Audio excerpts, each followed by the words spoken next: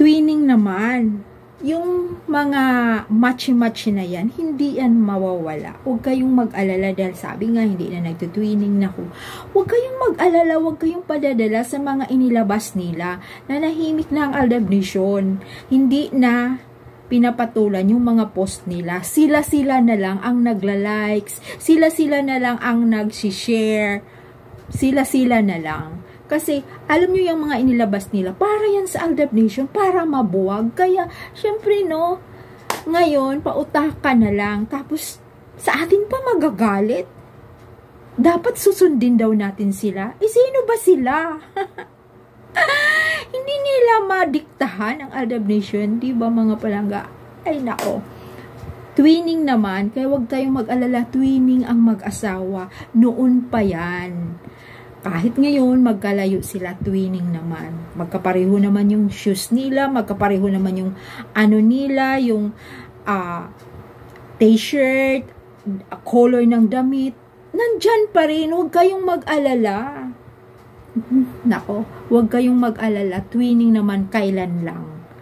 So, ito, pag-usapan natin mga palangga. About yung AET, no? About sa AET, tapos yung kay Halusos.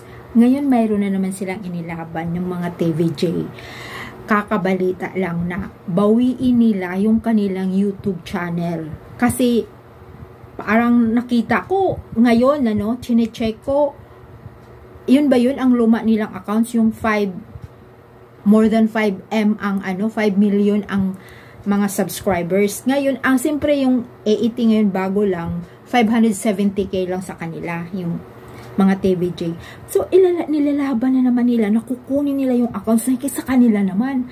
Ang problema, hindi rin ibibigay ng mga tape yung kanila ni Halusos dahil sabi nga ni Halusos, sa kanila daw yun. Ang mga tauhan daw niya ang gumagawa yung accounts na yun.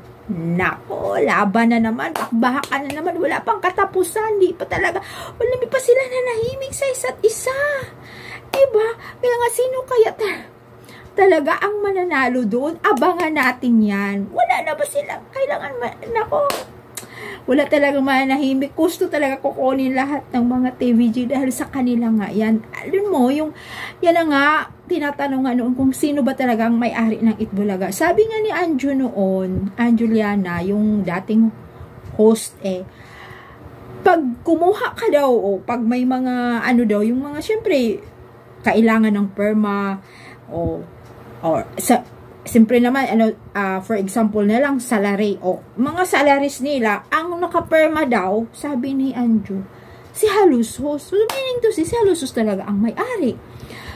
So, yung sila ni TVJ, mga trabahador lang, trabahante. So, fight talaga sila, employer versus employee. Ganun talaga ngayon. Hanggang pa ngayon, hindi pa malutas-lutas dahil bawiin nga nila yung YouTube channel nila. Sa kanila daw. Yung sabing mga Halusos, sa kanila din daw. Naku, abangan natin kung sino talaga ang manalo. Ay, naku. Magulo pa rin talaga. Dapat manahimik na lang para pagpalain sila. Diba mga palangga? Ngayon mataas ang ratings ng mga Halusos. Kaya nga bakbakan sila. Thank you for watching. Bye po!